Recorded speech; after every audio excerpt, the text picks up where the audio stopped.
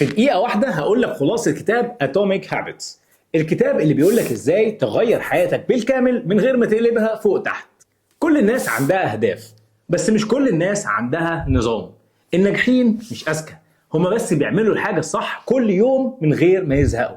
جيمس كلير بيقول لك إن التغيير الحقيقي مش بيحصل بضربة حظ، بيحصل بنسبة 1% كل يوم. يعني لو بتحسن نفسك بنسبة صغيرة جدا كل يوم، بعد سنة هتبقى أحسن ب 37 ضعف من أول يوم بدأت فيه. بس خلي بالك، السر مش إنك تحط هدف كبير، السر إنك تبني نظام بسيط يخليك توصل لهدفك من غير ما تحس. مثلا بدل ما تقول أنا عايز أبطل أكل غير صحي مرة واحدة، قول أنا شخص بيهتم بصحته. كل مرة تختار أكل صحي وتبعد عن غير صحي، أنت بتقرب إنك تبقى الشخص ده أكتر. كل عادة بتعملها بتبني جزء صغير من هويتك الجديدة.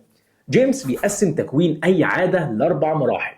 أول مرحلة الإشارة أو الكيو، الحاجة اللي بتفكرك تبدأ، زي ما تشوف جزمة الجري قدامك أو شنطة الجيم جاهزة.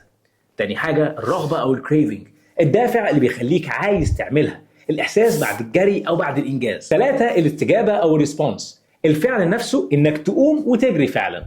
4 المكافأة أو الريورد، هي المتعة اللي بتحسها بعد كده، اللي بتخلي المخ يربط العادة بالشعور الحلو.